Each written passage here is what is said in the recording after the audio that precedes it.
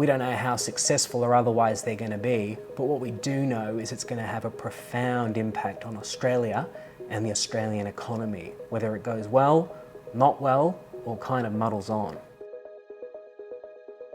Hello from Beijing, it's Glasgow, the Australian's North Asia correspondent, coming to you from China's capital, where I flew in from Taipei last week and, as of this week, became the first Australian media to get credentials from the Chinese Foreign Ministry. So with that ends the 4-year de facto ban China's government had on Australian media. I guess we'll find out how long it lasts for and if other Australian media are allowed to join me. My hunch is they will, but we'll see. Quite a bit's changed since I was here. I've flown into a gorgeous Beijing summer. The air's been beautiful. I mean, that's been quite a striking change. 4 years on, it's looking lovely. Blue sky days almost every day.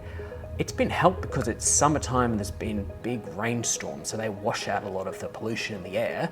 But if you just look at the air data, it's a fact that 4 years on, that central government priority, improving the environment in China, it's paid off in Beijing. You see it when you look out the window. The other thing that's really striking is there's a river I run along, and again, just looking at just an example of a physical change, this thing used to be a floating garbage dump, basically.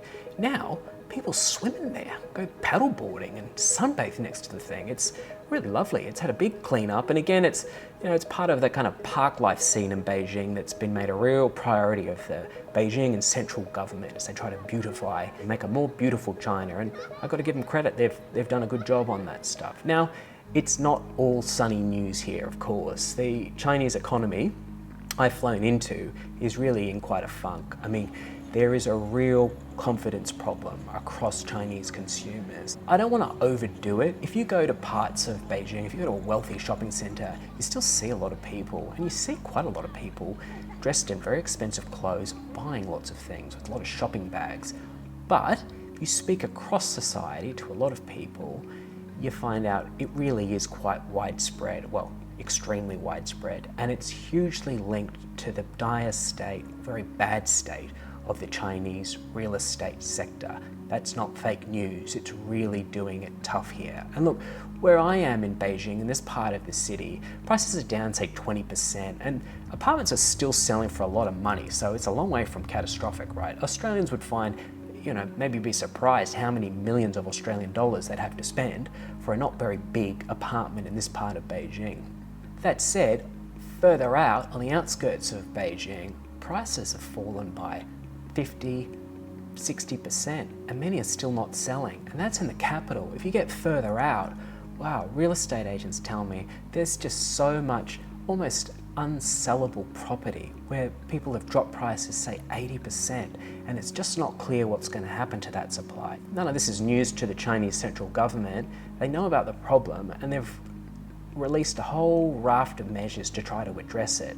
But for now, it's very much a work in progress with a lot of work to be done. We don't know how successful or otherwise they're going to be, but what we do know is it's going to have a profound impact on Australia and the Australian economy, whether it goes well, not well, or kind of muddles on.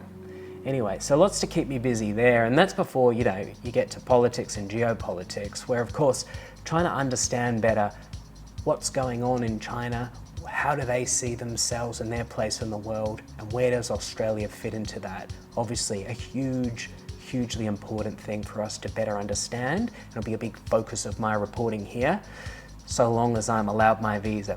For now, it's great to be back. There's a lot of work to be done. Stay tuned.